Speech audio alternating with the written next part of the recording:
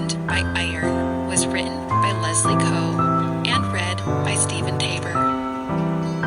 Whoever protects their master will be honored. As water reflects the face, so one's life reflects the heart. Death and destruction are never satisfied, and neither are human eyes. The crucible for silver.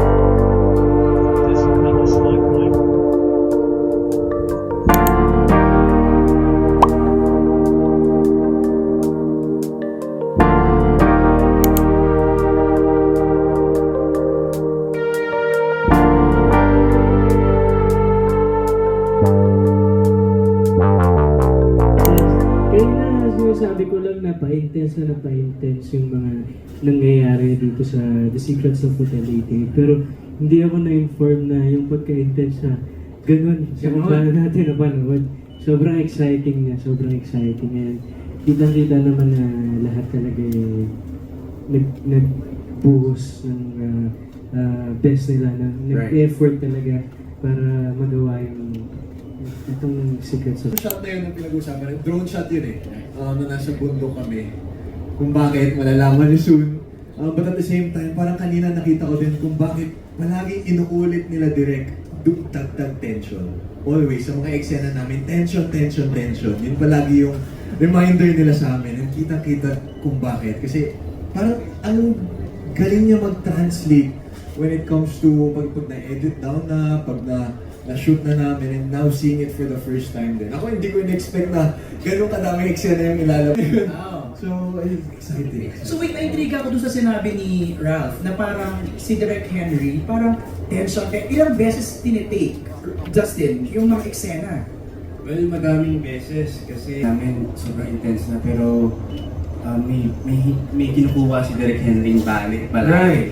Laging pataas yung level. So parang challenge yun for us. Pero again, nakita natin yung trailer, napakaganda. Naging worth it naman lahat. I think mostly all the episodes will be very intense. Okay. Very action heavy. And ako, I'm just super excited to see those scenes kasi pinaghirapan namin. May mga nasaktan, may mga umiyak. So, just to see all our, literal blood, sweat, and tears. Super excited. And the trailer doesn't give, it shows a lot pero it doesn't give a lot also. Talaga ba? Wala pa to? Wala pa yan. Wala pa to. Pero kasi tama ka, sabi mo, may action, may theater, pero ang tanging comedy sa taas na si AZ, was it you? Na parang nalambigan ka sa taas? How difficult was that stunt? Ginusto ko din siya gawin. As in, from afar, makikita mo kasi pinakita mo na siya sa akin kung anong mangyayari. Okay. Sabi ko, oh my God, gusto ko matry. Gusto ko matry when I was up there. Walang double to.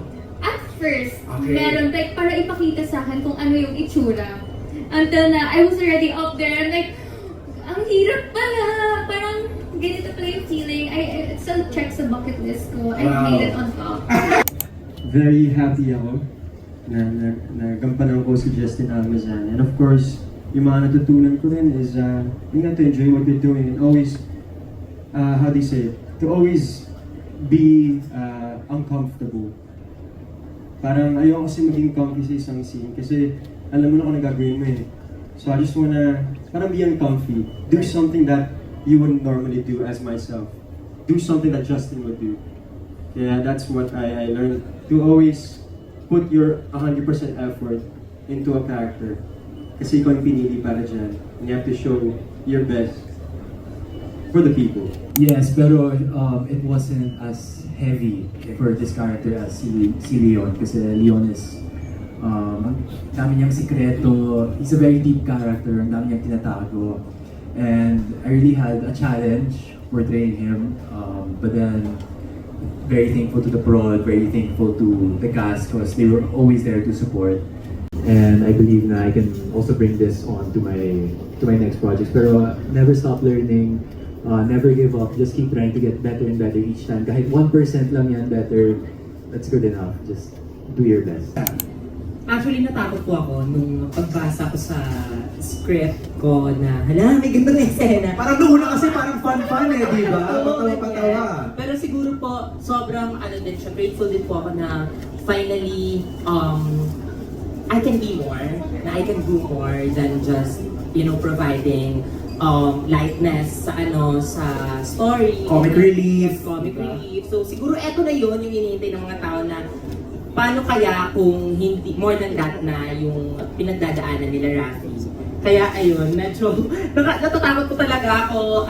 Hindi ko pina-play kay Direk yun. Hindi po ako nag-ano nun. Hindi ako tumingin sa screen kasi Talaga? Hindi ka nag-preview? hindi ako nag-preview kasi nag-cringe ako sa sarili ko. Pero sana po confident naman ako na na-bring out nila Direk yung Nice. casting at may naipakita kaming flavor.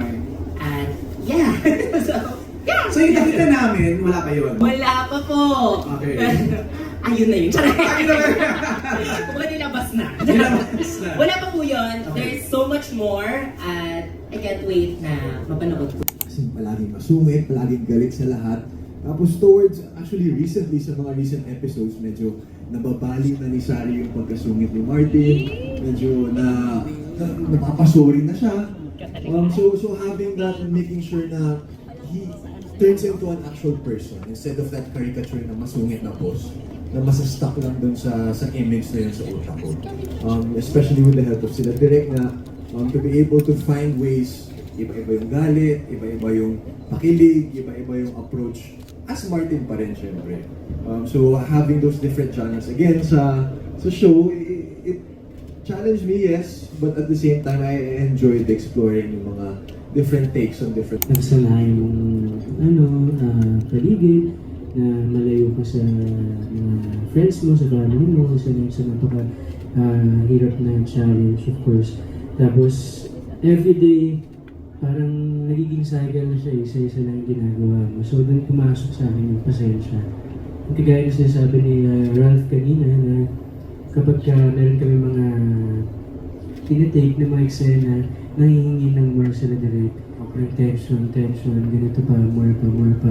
Ang pinaka-realization ko lang talaga dito is to trust the process. Right. Yun lang talaga. Kasi kagaya ng nakita natin kanina, yung trailer, talaga naging worth it naman talaga. So yung patience, tapos trust the process. Oh my God, grabe pag alam to nila is near ganyan. Kapag alam kong may araw na parang may action unit ako, gising ako maaga.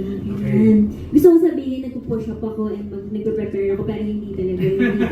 So how do you prepare for an action sequence? I just pray. It is seryoso because honestly, nung una, super takot na takot ako. I remember my first action scenes na ano na siya, na Ellen na siya, yung nakidnap ako. And then, 2 mahabang araw yun sa action unit na sunod-sunod. And galing lang kaming Dubai at the time. From the airport, diretso sa port, and diretso taping. And so, sabi ko lang, oh my God, kaya ko ba to? Parang, never ko naman kasi pinangarap ng tata ko maging action star, ganyan. Cut to, after that day, I call my dad. Daddy, may bago na akong pangarap. Gusto ko maging action star. So I didn't know that about myself. So siguro, a few years from now, although I love doing romance, I love doing drama, I love doing family scenes, isa yun sa mga comfort zones ko talaga, na parang feeling ko pag ginagawa ko, I feel so at home. Action kasi, and yung thriller na ganito mystery, it's a challenge to me.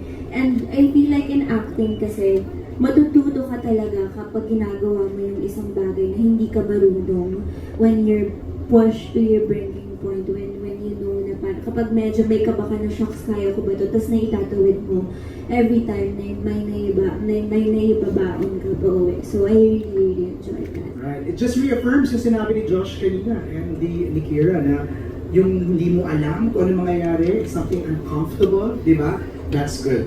Tatanggap ka ba ulit ng acting project? Ano pong meaning ng question? Reggie. Reggie, thank you so much for the wonderful question. So, and thank you. Hindi ko naman po nakakatawa naman na may nakaka-appreciate po sa pag-act ko. Though, for some reason din talaga, nung una, parang sabi ko, kaya ko pa ba ito? Parang hirap. Nung una, yung mga bar boys pala namin. Parang ayoko, hindi ko na kaya. Iba kasi po, iba talaga yung mundo ng acting sa singing talaga. Kasi kami, di ba po, pag dating pagkanta mo, uwi na. Pero may acting din ng singing, Yes, yun din naman. Kaya siguro somehow, medyo nakaka-arte din ako ng kahit pa paano. Dahil pag kumakanta naman tayo, para na rin tayo kumaarte, di ba yung kinakanta natin, kailangan maramdaman ng mga audience natin. So, ganun din, siguro, for some reason, na-apply ko rin siya sa acting dito. And, nakakatuwa po yun nga, may mga naka-appreciate. Eto, lalo na dito sa Secrets of Hotel 88, ang dami, hindi mga eksena dito na hindi ko in-expect na gagawin ko. May mga, masabangan niyo po yan, magkakapapangyan, may powers ako dito. Uy, totoo ba? Naging mutant ka na. And isa question po kung tatanggap, why not naman po, syempre, actually looking forward ako sa mga bed scenes talaga. Pag yan, nangyari talaga. Sana may mag-offer sa akin. Sino partner mo? Secret. Since year. Diba? So yun, why not naman po kung may darating pa opportunity. So why not? Why not? Ngayon, lalo na ngayon na na-enjoy ko na po talaga ang acting. Wow! Dahil sa mga coaches ko, ayan o. Sino? Sa kanila yung pinaka parang main coach mo? Sa lahat po nagtatanong ako, pero siguro si Will. Si Will talaga, nagpapatulong ako. Si Cyril din, ayan. Kasi siyempre, di ba, parang sila Dami gano'n na minsan ako, hirap na hirap ako. Gabi pala kami ni Esnir, nagtutrolate kami sa kwarto. Nag-aaway kami. Samantalang yung mga halos lahat sa kanila or silang lahat kaya ng on the spot. So yun, nakaka-inspire din na sana maging gano'n din ako someday. Manifesting. So, syempre, parang reminiscent of PBB itong gagawin namin dito. May mga eviction. So parang Hindi na isa mangyayari. matatanggal? Yun ang kailangan. Kung ilan ang matatanggal, kung matatanggal ba lahat, kung may big winner ba. Kaya buboto na kayo, guys. Kaya bumoto na kayo. BBS. Mga character Actually, namin. bago nag-election, may nomination kami doon. Since 1 month kami doon eh. Parang ayoko sa attitude nito ngayon. Yun. Oh, well, aabangan natin yan. Thank you so much, guys, for Thank answering you. the questions. Oh!